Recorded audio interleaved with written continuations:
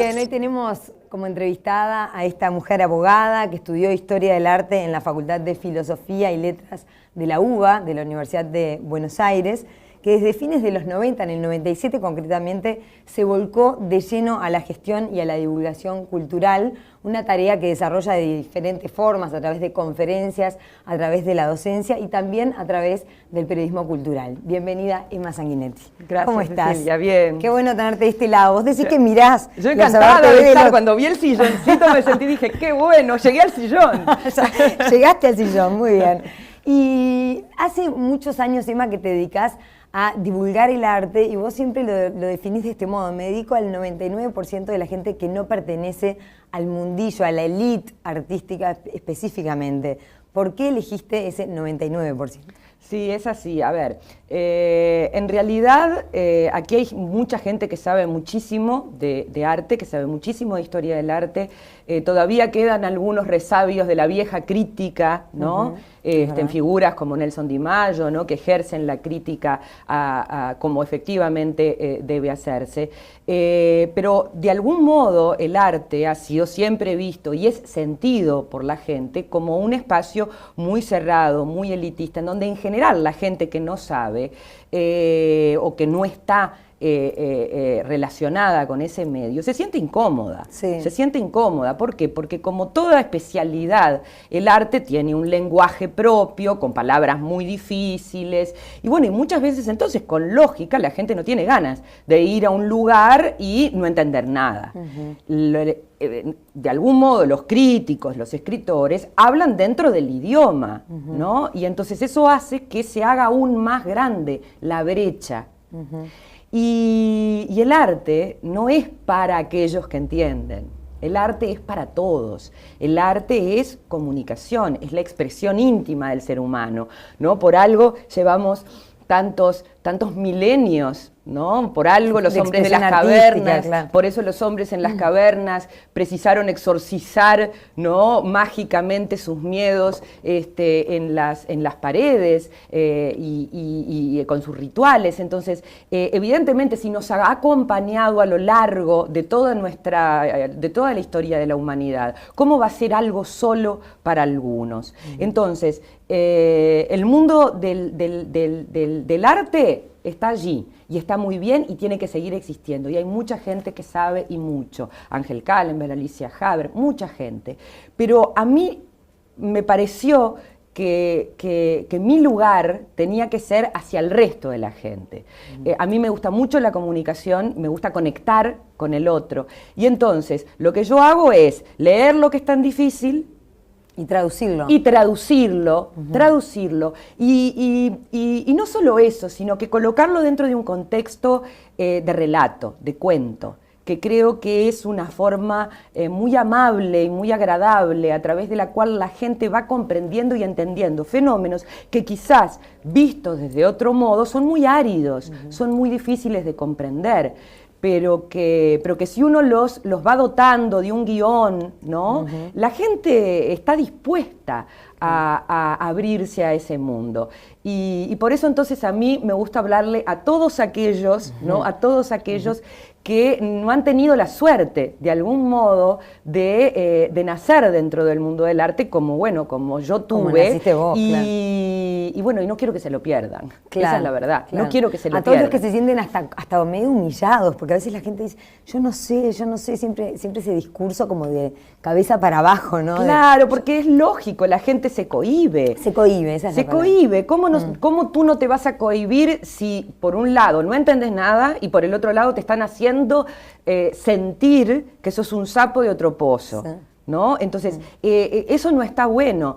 Y yo creo que si nosotros, desde los niños, ¿no? Desde que son chiquititos, comenzamos a hacer un proceso de educación del ojo, ¿no? Educando, porque el arte es un lenguaje. Con sus códigos. Las artes son un lenguaje como el lenguaje escrito, ¿no? Como el lenguaje audiovisual. Sí, eso capaz que no hay tanta conciencia de eso, ¿no? Exacto, y entonces, si nosotros vamos a la escuela, y nos enseñan, ¿no? Las vocales, el abecedario, los verbos, los sustantivos, nos enseñan a armar una frase, a poner el verbo, a conjugarlo adecuadamente. ¿Eso qué quiere decir? Quiere decir que nos están enseñando,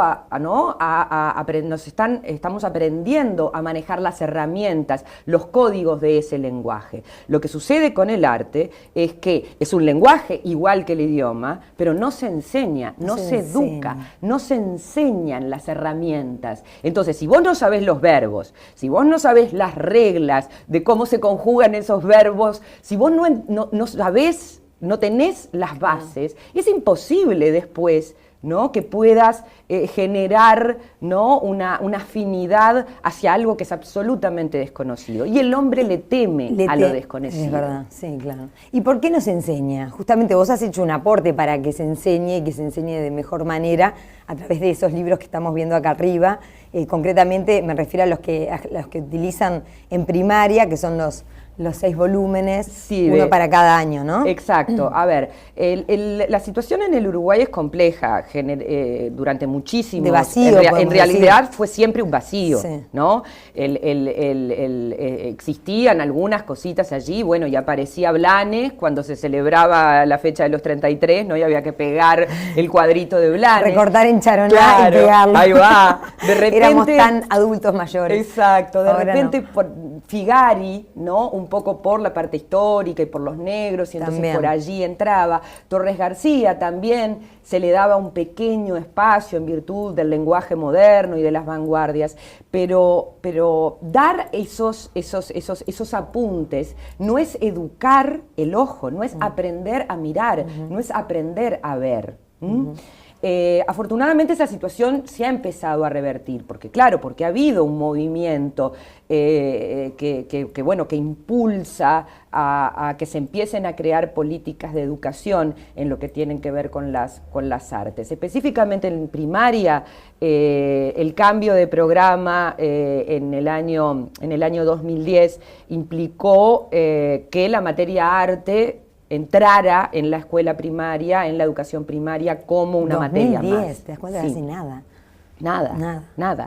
Nada. Y bueno, yo tengo una obsesión con el tema de los niños, ¿no? Porque sí, vos fíjate que yo ya desde el año 99, 98, cuando estaba en la Fundación Buquebus, organicé un proyecto que se llamó Puerto Contento, sí, al que fueron 75.000 niños de todo el país, que era un proyecto de divulgación que estaba concentrado precisamente en la idea del aprender a ver. Porque ¿qué pasa con las artes? Cuando son muy chiquititos, en el jardín de infantes, ahí, exacto, ahí todo es expresión. Y entonces meten el dedo y no hay ninguna inhibición. Y compramos la pintura para dedos y la masa y hacemos y esto y aquello y lo otro. Y después aquello. A medida de que se va escolarizando, ¿no? El niño y va entrando dentro del sistema, exacto, aquello empieza cada vez más a decrecer. Ahora, ¿qué es lo que pasa? Todo el enfoque es hacer, ¿no? Entonces yo pinto, yo manejo la masa y modelo, sí, hago mis dibujos, es hacer. Pero vos decime, a ver, Cecilia, de una clase de 30 niños, de 35 niños, ¿cuántos pueden ser artistas? No sé. Uno con mucha suerte, ¿no? Uno con mucha suerte. Yo te diría un cuarto de niño. Un cuarto de niño. Ahora, los 35 van a ser espectadores. Claro. De ahí la importancia de que formar el ojo. Los 35 van a ser espectadores. Entonces, ha habido, ¿no?, una fuerte tendencia en promover la idea de los talleres, que está muy bien. ¿Por qué? Porque son expresión, porque es el hacer, porque son métodos de canalizar, claro, a través de un elemento creativo e imaginativo, ¿no?, todo este mundo de las artes. Pero cuidado, ¿no? ¿Por qué? Porque el arte no solo es hacer. Yo cuando voy a las escuelas, vos recién mencionabas, sí, a mí lo primero que me preguntan es, ¿vos pintás, no? Sí. Le digo, no, y ahí, no sé hacer ni un favorito. Silencio total. ¿Y entonces qué haces? Claro, como dicen. Claro, porque hay una asociación, cierto, hay una asociación del arte al hacer. Es verdad. ¿No? O sea, tenés que ser pintor, tenés que ser escultor o videoartista, o sea, tenés que hacer, ¿no?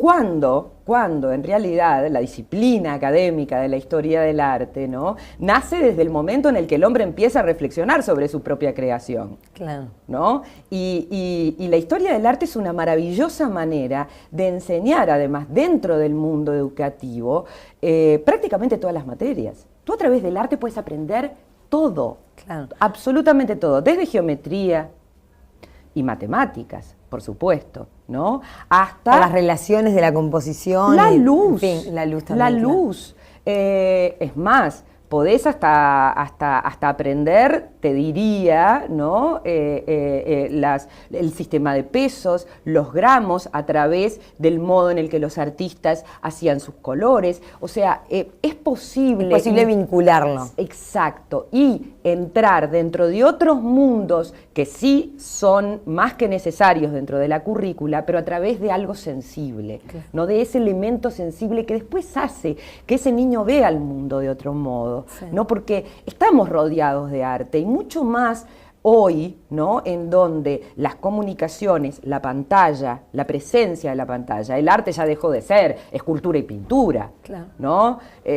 Sobre todo desde finales del siglo XIX, todo es arte, una mesa, un diseño. Cuando estamos en la parada del ómnibus y estamos en el refugio, estamos, ¿no?, dentro del diseño de un ambiente y dentro de un diseño de mobiliario, y a su vez estamos viendo diseño gráfico, y cuando agarramos una lapicera también estamos, o sea, estamos inmersos y no nos damos cuenta. Exacto.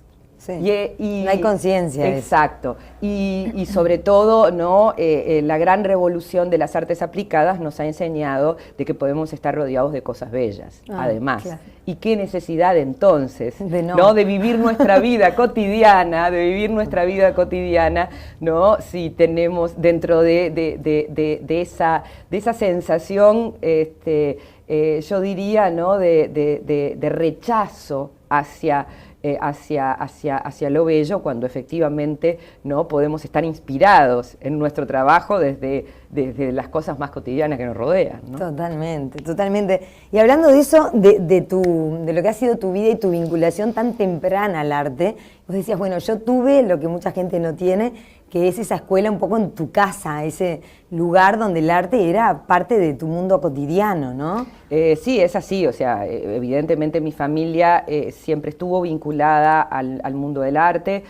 Papá desde muy joven ¿De dónde viene estuvo en la a su vez comisión. de tus padres esa siempre, pasión por el arte? Los dos la tuvieron. ¿Viene familiarmente de más arriba también? No, para nada, no, en realidad nacen ellos. Nacen ellos. ¿No? Mi madre profesora de historia, mi padre siempre estuvo vinculado al mundo de la cultura desde muy joven, ¿no? Formó parte de la Comisión de Bellas Artes, que antes dependía del museo, ¿no? Y organizó exposiciones, siempre estuvo muy vinculado, por lo cual fue amigo de una generación de grandes artistas, ¿no? Espínola Gómez, Nelson Ramos, que frecuentaban mi casa y que eran la gente que yo veía cuando era chico. Bueno, Cunio, ni hablar, ¿no? Yo recuerdo los domingos cuando íbamos a la casa de Cunio, yo tenía 7, 8 años, ¿no? Y entonces estaba en el taller. Entonces, de algún modo, evidentemente, tuve esa suerte, ¿no? Claro. Tuve esa suerte de sentir un estímulo muy pronto y muy cercano. Por el otro lado, la historia del lado de mi madre, ¿no? Que también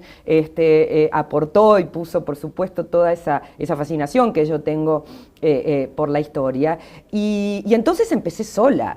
Claro. Empecé sola, ¿por qué? Porque así como todos empezamos a concentrarnos en aquello que nos gusta y en aquello que nos da placer, ¿no? Y a mirar libros y a leer, y entonces yo, más que una profesional, yo me reconozco y me reivindico como autodidacta. Yo reivindico. ¿Por qué? ¿Por qué siempre haces tanto hincapié en eso? Que es verdad, te lo he escuchado decir.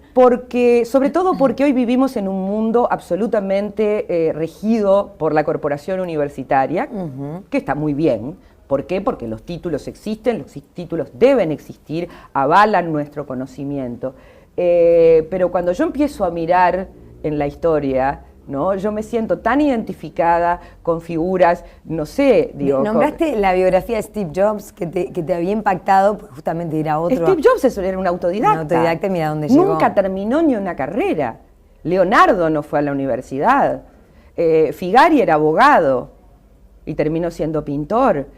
Barradas... Otro. Claro. O sea, y ni que hablar si empezás a buscar en el mundo. Yo creo en las pasiones. Yo creo que cuando la gente es capaz de encontrar esa luz interior, ¿no? De aquello que lo hace vibrar, de aquello que lo estimula, que lo conmueve, tenés que darle el lugar que precisa, ¿no? Tenés que darle ese espacio. Te guía esa luz, entonces. Absolutamente. ¿Y vos cuándo la descubriste? Siendo tan joven, muy chica. Yo me sentaba a mirar los cuadros que había en mi casa, que muchos de ellos eran además regalos de los propios amigos de mis padres. Y bueno, y siempre de algún modo estuve vinculada, obligada a ellos. Después leyendo. ¿No? Después leyendo, y cuando mis padres, por supuesto, empezaron a ver que a mí aquello me interesaba, obviamente hubo allí, por supuesto, un estímulo, y ahora lee esto, y después aquello, y entonces, de algún modo se fue formando. Y se van un poco tertulias, así, cosas, sí, charlas. Por supuesto. En tu casa me imagino muchas. Por supuesto. Con tus dos padres y con estos amigos, con este circuito artístico. Sí, porque mi casa, en ese sentido, siempre fue una casa muy abierta, ¿no? Sí. Muy de puertas abiertas, y entonces implicó además, durante todo el periodo de la dictadura, que aquello fuera como una especie de centro, ¿no? Donde todo el mundo venía un poco a refugiarse y a tener un poco de calor intelectual. Eso lo has contado varias veces también, que tu casa era una casa de puertas abiertas. Y claro, cuando uno ve a tu padre, una eminencia intelectual, el político, y a tu madre también con su seriedad como profesora, etcétera, me cuesta imaginarlos en esta situación que vos pintás, claro, que a veces amigos iban a visitarlos, aunque vos no estabas. Sí, absolutamente. ¿Cómo yo era siempre eso? A ver, recuerdo, pero abunda un poquito ahí. A ver. Yo siempre recuerdo que mi padre, que parece una persona tan seria, tiene mucho más sentido del humor de lo que la gente se imagina, pero muchísimo más sentido del humor. Y mi mamá es absolutamente un personaje como de película. Entonces, la verdad que claro, si le sacás 30 años, 40 años y los ponés dentro de ese contexto, ¿no? Dentro de un contexto en donde ellos de algún modo formaban parte de ese círculo, ¿no? Que era efectivamente un círculo muy loco, ¿no? Muy artístico, muy artístico, claro, ¿no? Mucha inspiración. Claro, y entonces ellos derramaban todo eso y tenían un poco esta cosa de estimular y de incentivar, ¿no? Siempre me acuerdo de un compañero mío, del Elvio Fernández. Yo fui al Elvio Fernández toda la vida, que hoy, bueno, es todo un personaje, Eduardo Blasina, ¿no? Que ha escrito varios... Sí. ¿Era compañero tuyo? Claro, a ver, Eduardo Blasina, hicimos toda la escuela juntos. Después él hizo científico y yo hice humanístico. Pero Eduardo Blasina siempre me dice, ¿no? Yo la primera vez que escuché hablar de Konrad Lorenz y de todo el tema y de antropología y todo esto, fue tu madre. Y yo iba a tu casa, no a verte a vos, yo iba a escuchar a tu madre hablándome sobre los monos, ¿no? Entonces, incluso cuando él publicó el libro sobre Darwin, ¿no? Especialmente la llamó a mi mamá para decirle que ella había sido una de las personas que le había inoculado, ¿no? En su temprana niñez esa fascinación por todo el mundo de la antropología y bueno, y especialmente por figuras como entonces, así como le pudo pasar a Blasina, a mí también me pasó. Claro, ¿no? Sí. Pero bueno, forma parte un poco de este Ahora, igual fue una elección estimulante. tuya, no es algo que venía muy impuesto familiarmente, un dogma familiar. Para nada. Mi familia fue todo lo contrario a eso que a veces parece como tan rígido y estructurado en ese sentido.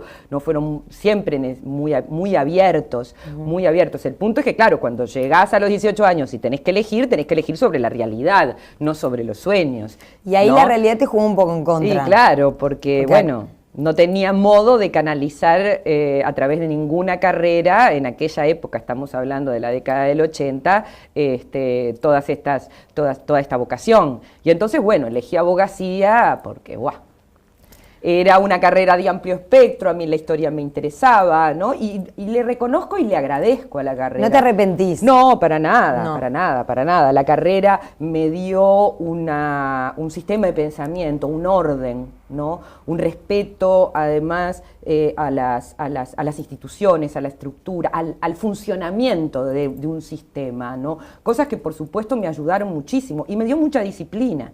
Disciplina que yo luego, dentro de ese caos autodidacta, pude a su vez aplicar.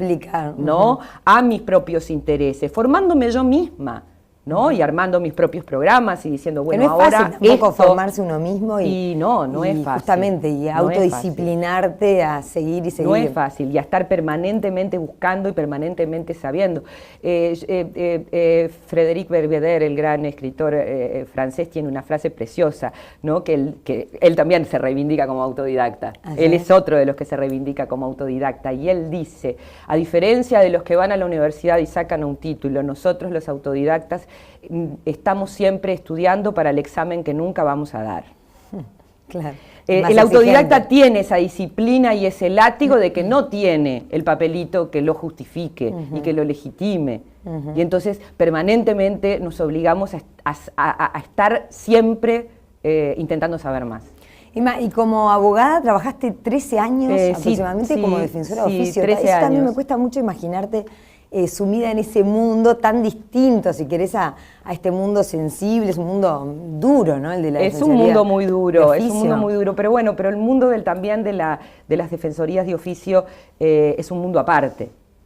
Con respecto a la abogacía. El abogado en ese sentido cumple una función más social, ¿no? Más social, más allá de lo jurídico, ¿no? Que luego efectivamente cumple un rol de psicólogo, de sostén, ¿no? De consejo social que creo que cumple una labor abnegada, ¿no? Yo siempre reconozco la brutal labor que hacen los defensores de oficio, pero bueno, yo afortunadamente pude empezar a tener de modo casual, ¿no? Algunas actividades dentro del campo de la cultura, algún amigo que me decía, ay, escribime alguna cosita, y esto, y aquello, y lo otro, y bueno, y de repente la ecuación empezó a invertirse. Claro. Y empecé entonces a darme cuenta de que era posible llevar adelante proyectos propios que fueran dentro del arte. Y bueno, y hasta que finalmente un día dije, bueno, me tiro al agua definitivamente. Y vivamos. Y yo tengo el orgullo de decir que yo vivo en este país del arte. Que no es nada fácil. Y que no es nada fácil. Y que no es nada fácil, y que me dedico profesionalmente en múltiples campos, ¿no? Porque en el periodismo escrito... Tenés tu columna semanal en Radio Sarandí, ahí está. Bueno, tus cursos arrancaron, estábamos recordando hoy, en 2005, o sea que el año que viene ya son 10 años. 10 años. Cuando arranqué dije, bueno, a ver, si se anotan 15, estoy bárbara.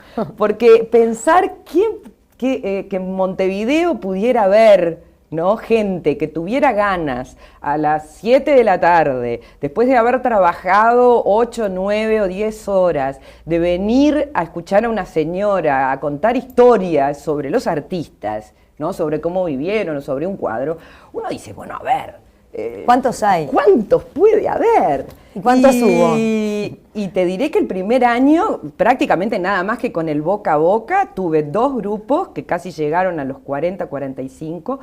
Terminó ese año y los 45 querían seguir, entonces tuve que hacer otro. Exacto. Y ya aquello comenzó entonces a correrse y se abrieron 2 grupos más para el siguiente año.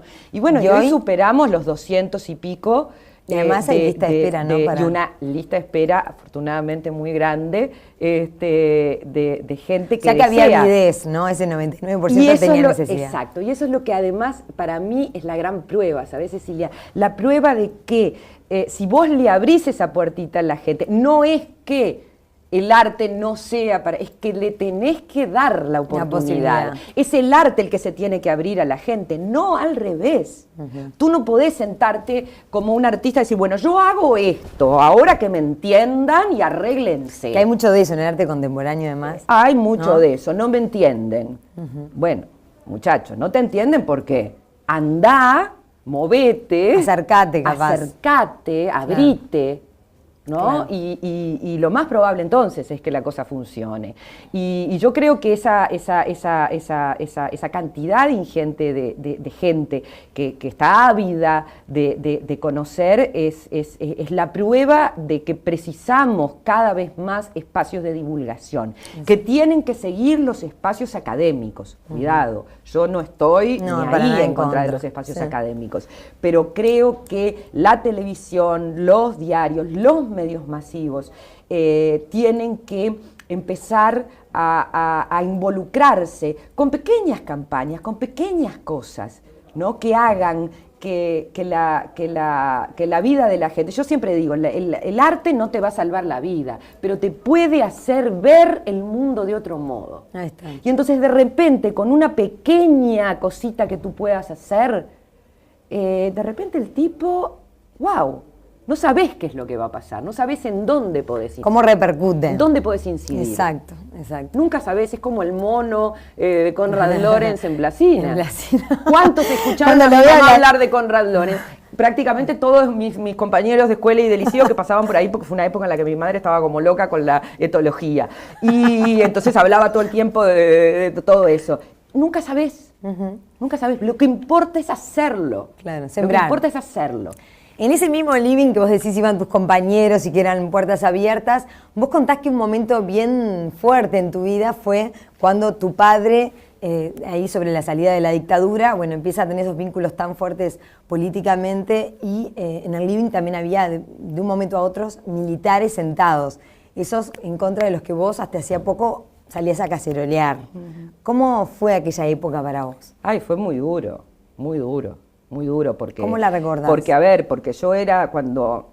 Mi padre era político, pero yo era muy chica, cuando mi padre fue ministro, ¿no? Cuando mi padre era diputado.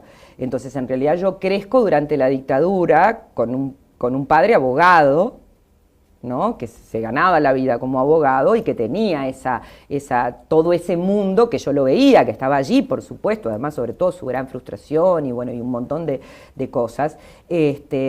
Pero de algún modo crecí con un padre y de repente, a los 18 años, me lo cambiaron. ¿En qué sentido te lo cambiaron? Claro, a ver, me acuerdo el primer acto que pudo hablar después de la desproscripción, era como un perro al que le sueltan la cadena. Entonces, fue en el cine Miami, ya ni existe ese cine. A ver... yo quedé anonadada, yo no había visto jamás en mi vida a mi padre hablar en público. Esa faceta. Claro, o sea, no lo había podido vivir. Y luego, bueno, se empieza a producir ese protagonismo a partir de las elecciones, y bueno, y la vida nos cambió. Claro, fue como una ola que se tuvieron Completamente. que mudar. En edades difíciles, además, porque yo tenía 19 años. Claro. Estaba en primero facultad. Claro. Entonces, fue duro. La política como que copó todo en relativamente poco tiempo para tu sentido. Siempre había estado presente, sí. Por supuesto, siempre había estado presente, pero éramos una familia normal, ¿no? De golpe y porrazo dejabas de serlo, ¿no? ¿En qué sentidos? Yo me subía al ómnibus para ir a facultad y escuchaba hablar de mi padre atrás, y no precisamente bien. Claro.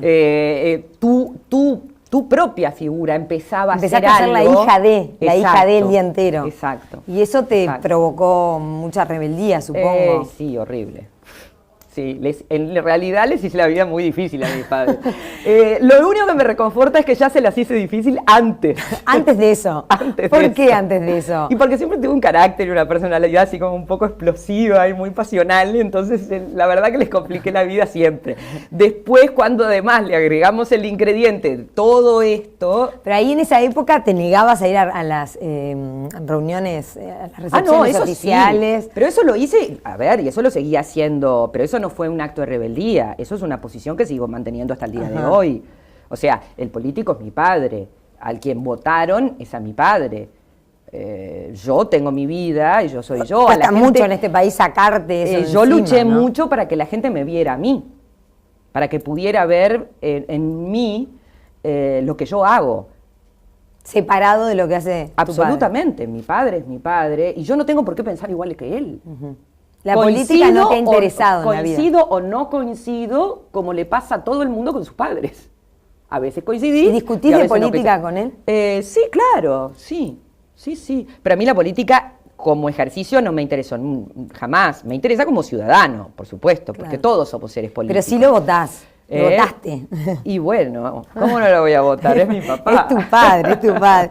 Bien, hay otro cuento también de que en esa época tampoco querías andar con la custodia. No tuve jamás custodia. No tuviste jamás, aunque te la querían imponer. Y claro, porque además una época complicada. nosotros nos olvidamos de que la primera presidencia, hoy está todo muy institucionalizado, hoy estamos... Hoy cuesta capaz trasladarse. Exacto, hoy cuesta sentir, ¿no? Volver a sentir lo difícil que fue aquel momento, porque hoy afortunadamente estamos en un estado de estabilidad total en donde nadie se imagina ninguna circunstancia, pero en el 85 la cosa era bastante compleja. Y yo allí tuve como digo, ¿no? O sea, empecé a elaborar un principio, ¿no? En donde traté de proteger mi vida. Y ahí yo en eso tengo que agradecer al Uruguay, porque si yo hubiera nacido en otro país, eso hubiera sido, es más, no estoy hablando de ningún país ajeno, ni europeo, ni Norteamérica, ¿no? Estoy hablando simplemente de Argentina. El mantener mi vida como un terreno, un coto de casa personal, me fue posible por las condiciones que tiene este país. Claro. Por la gente que tiene este país, ¿no? Que sabe cuáles son los límites, que sabe respetar, ¿no? Y bueno, y entonces por eso, durante las presidencias, por supuesto, no participé absolutamente en nada. Mi padre estaba allí y yo tenía mi vida. ¿Se molestaba un poco, papá? Algunas veces sí. Emma, querida. Algunas veces no sí. te vi en algunas veces en aquel sí. acto. Algunas veces sí. Y hasta tuviste que aprender a manejar ahí un poco y ahí de tuve apuro. claro, ahí tuve que aprender a manejar porque no me daban opción, entonces tenía que tener un auto la guardia, con un chofer, claro. Y no querés yo en realidad en aquellos tiempos andaba en ómnibus y en bicicleta, entonces, claro, no. Y bueno, y entonces ahí me compraron un autito y largué sola. ¿Y la vida en Suárez? Ahí ustedes vivían en un apartamento y se mudan a Suárez, supongo. Claro, sí, a ver, nos tuvimos que mudar prácticamente fue... Porque ese es otro cambio también, mudarte de tu barrio, tu casa. Tremendo. Y además como hacía yo con mis amigos. Tus amigos, claro, es un poco más lejos. Y esa casona, había soldados. Claro. Todo el tiempo, hay un cuartel adentro de Suárez, ¿no? Entonces no llegás a la casa y tocas el timbre. Claro. ¿No? Una distancia. Claro, cambiaba todo, pero... Y te lo pudiste Pero bueno, no hubo manera y tratamos de sobrellevarlo de la mejor forma posible. Fueron tiempos turbulentos, digámosle, pero sobrevivimos. Sí. Y a mí lo que me interesa es eso, ¿no? O sea, es que hubo siempre un principio de independencia, ¿no? Que mal que bien siempre me la respetaron. Y por eso, bueno, luego ya profesionalmente seguí con ese principio, ¿no? Yo he luchado para que me vean a mí, ¿no? Y que vean a mi padre como pueden ver el padre de cualquier otra persona en otro que hace algo dentro de la sociedad, ¿no? Claro. ¿Y alguna vez en una charla mano a mano, ahora que han pasado los años, que están los dos más grandes en otra situación, se lo reprochaste o lo han conversado desde otro lugar? Papá, con tus decisiones políticas, qué difícil que me la hiciste también, una cosa así. Sí, claro. Lo hemos hablado y además él es el primero en reconocerlo. ¿Y él que dice? Nada, bueno, era mi vida. No, se relaciona con lo que yo te decía hoy. Cuando alguien ama algo, cuando alguien tiene una pasión, cuando tenés esa luz interna que te dice, esto es lo que yo tengo que hacer, este es el camino por el que siento que tengo que ir, bueno, tiene que ser así. También para él, digamos. Y en ese sentido, las consecuencias que viven las familias, para eso son familias. Son familias porque están dispuestas a correr los riesgos, a correr las desventajas, a correr muchas veces las injusticias, ¿no? Que implica la decisión del otro. Y salvando las distancias, yo lo puedo relacionar también con mi decisión de cortar con mi otra actividad profesional y dedicarme y lanzarme de lleno. Yo tenía 2 hijos que mantener.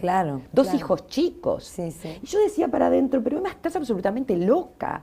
O sea, vas a dejar algo estable, un equilibrio, un algo estable con 2 niños chicos para lanzarte a decir, me voy a dedicar a algo que en realidad no, en el Uruguay no existía, porque bueno, incluso el periodismo cultural recién hoy empieza a tener un algo dentro de las universidades, la gestión, que hace ya un poquito más que lo tiene, pero tampoco existía, y entonces, ¿a qué te lanzabas? ¿A qué te lanzabas? Y bueno, y mi familia entendió, del mismo modo que yo entendí, del mismo modo que yo entendí. Y mis hijos eran mis conejillos de indias para los libros y para las cosas, y los sentaba. Bueno, en realidad ellos son responsables de esta colección. De esta también, esta es lindísima, ellos la son que tenemos acá arriba. De la colección de pintores uruguayos. Sí. Lindísimos, que van 5. Son 5. Blanes, Petronaviera, Figari, Barradas y Torres García, que salió el año pasado, y que ellos son los responsables, ¿por qué? Porque yo este tipo de libros se los compraba en Europa o en Estados Unidos cuando tenía la oportunidad de viajar, y entonces, claro, ellos autónomamente se sentaban con su librito en el rincón y miraban y veían y leían y bueno, y los veía a su manera acercarse a ese mundo. Claro, cuando llegábamos a nuestros pintores, no había nada. No había nada. Hasta esto no había nada. Nada. Y esto el primero cuando salió, nada, Emma, y sigue sin haber. Y sigue sin haber. Son, hasta ahora, desde el punto de vista editorial, son el único material editado que existe sobre pintura nacional para niños. Increíble. No podemos terminar esta nota sin hablar del fútbol. ¡Ojo! ¿No?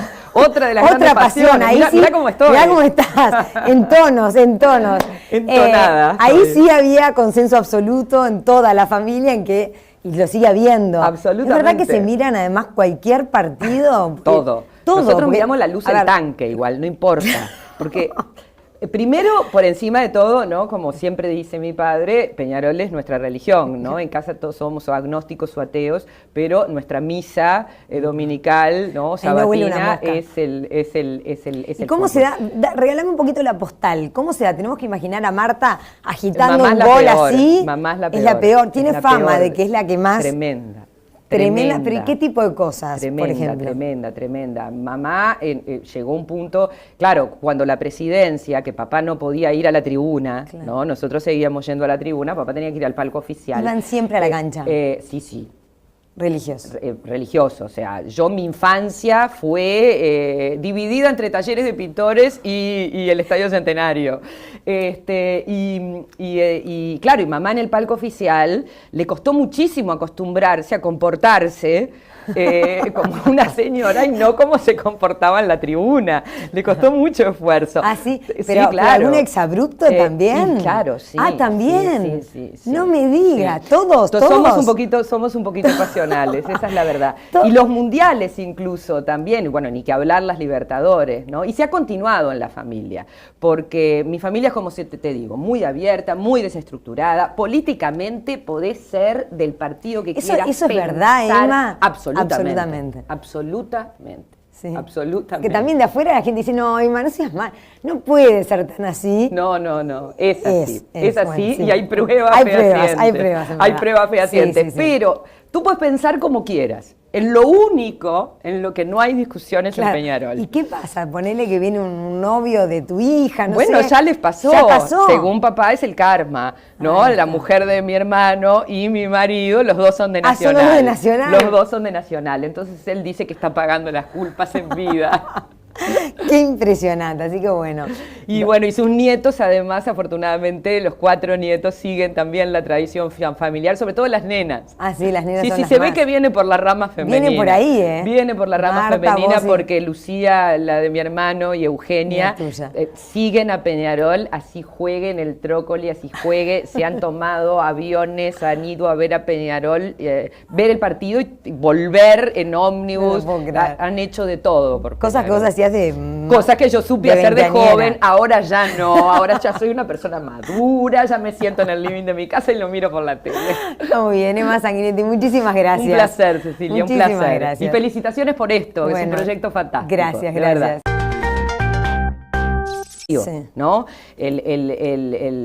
Existían algunas cositas allí, bueno, y aparecía Blanes cuando se celebraba la fecha de los 33, ¿no? Y había que pegar el cuadrito de Blanes. Recortar en charoná, claro, y pegarlo. Ahí va. De repente, éramos tan adultos mayores. Exacto, de Ahora repente no. por Figari, ¿no? Un poco por la parte histórica y por los negros, y entonces También. por allí entraba. Torres García también se le daba un pequeño espacio en virtud del lenguaje moderno y de las vanguardias, pero dar esos apuntes no es educar el ojo, no es aprender a mirar, no es aprender a ver. Afortunadamente esa situación se ha empezado a revertir, porque ha habido un movimiento que impulsa a que se empiecen a crear políticas de educación en lo que tienen que ver con las artes. Específicamente en primaria, el cambio de programa en el año 2010 implicó que la materia arte entrara en la escuela primaria, en la educación primaria, como una materia más. 2010, ¿te das cuenta? Sí. Casi nada. Nada. Y bueno, yo tengo una obsesión con el tema de los niños, ¿no? Porque Sí, vos fíjate que yo ya desde el año 99, 98, cuando estaba en la Fundación Buquebús, organicé un proyecto que se llamó Puerto Contento, sí. al que fueron 75.000 niños de todo el país. Bien, hoy tenemos como entrevistada a esta mujer abogada que estudió Historia del Arte en la Facultad de Filosofía y Letras de la UBA, de la Universidad de Buenos Aires, que desde fines de los 90, en el 97 concretamente, se volcó de lleno a la gestión y a la divulgación cultural, una tarea que desarrolla de diferentes formas, a través de conferencias, a través de la docencia y también a través del periodismo cultural. Bienvenida, Emma Sanguinetti. Gracias, ¿Cómo estás? Cecilia, bien. Qué bueno tenerte de este lado. Vos decís que mirás. Yo encantada de estar, cuando vi el silloncito me sentí, dije, qué bueno, llegué al sillón. Llegaste al sillón, muy bien. Y hace muchos años, Emma, que te dedicás a divulgar el arte y vos siempre lo definís de este modo: me dedico al 99% de la gente que no pertenece al mundillo, a la élite artística específicamente. ¿Por qué elegiste ese 99%? Sí, es así. A ver, en realidad aquí hay mucha gente que sabe muchísimo de arte, que sabe muchísimo de historia del arte. Todavía quedan algunos resabios de la vieja crítica, ¿no? En figuras como Nelson Di Maggio, ¿no? Que ejercen la crítica como efectivamente debe hacerse. Pero de algún modo el arte ha sido siempre visto y es sentido por la gente como un espacio muy cerrado, muy elitista, en donde en general la gente que no sabe o que no está relacionada con ese medio, se siente incómoda. Sí. Se siente incómoda. ¿Por qué? Porque como toda especialidad, el arte tiene un lenguaje propio, con palabras muy difíciles, y bueno, y muchas veces entonces, con lógica, la gente no tiene ganas de ir a un lugar y no entender nada. De algún modo los críticos, los escritores, hablan dentro del idioma, ¿no? Y entonces eso hace que se haga aún más grande la brecha.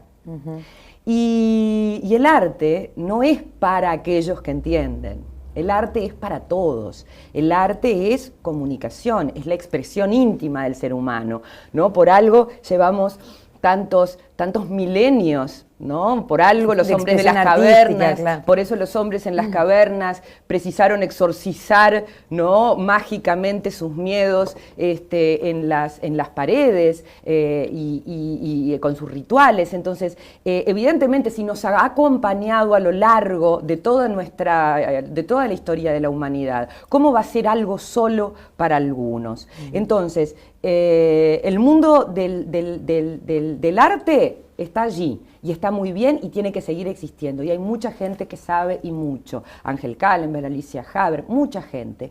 Pero a mí me pareció que mi lugar tenía que ser hacia el resto de la gente.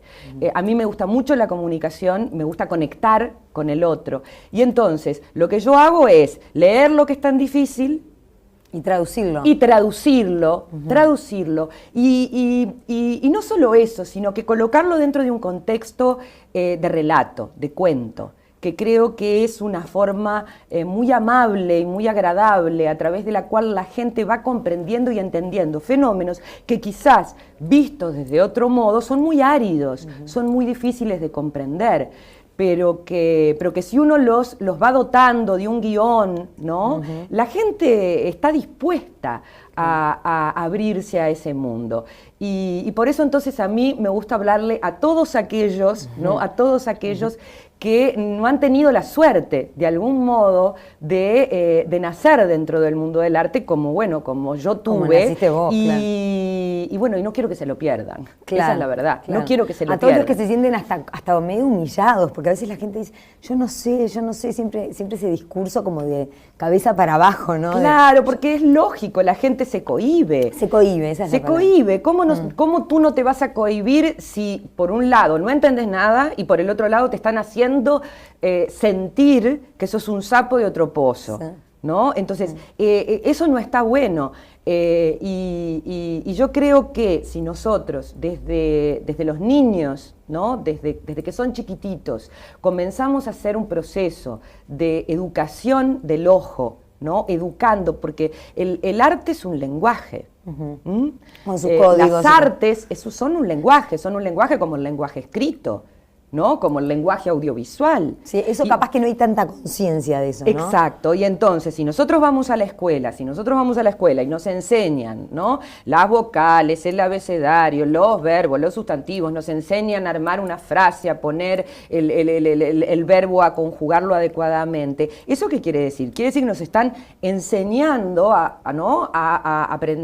estamos aprendiendo a manejar las herramientas, los códigos de ese lenguaje. Lo que sucede con el arte es que es un lenguaje igual que el idioma, pero no se enseña, no se educa, no se enseñan las herramientas. Entonces, si vos no sabés los verbos, si vos no sabés las reglas de cómo se conjugan esos verbos, si vos no sabés, no tenés las bases, es imposible después, ¿no? Que puedas generar, ¿no? una afinidad hacia algo que es absolutamente desconocido. Y el hombre le teme a lo desconocido. Es verdad, sí, claro. ¿Y por qué no se enseña? Justamente vos has hecho un aporte para que se enseñe y que se enseñe de mejor manera a través de esos libros que estamos viendo acá arriba.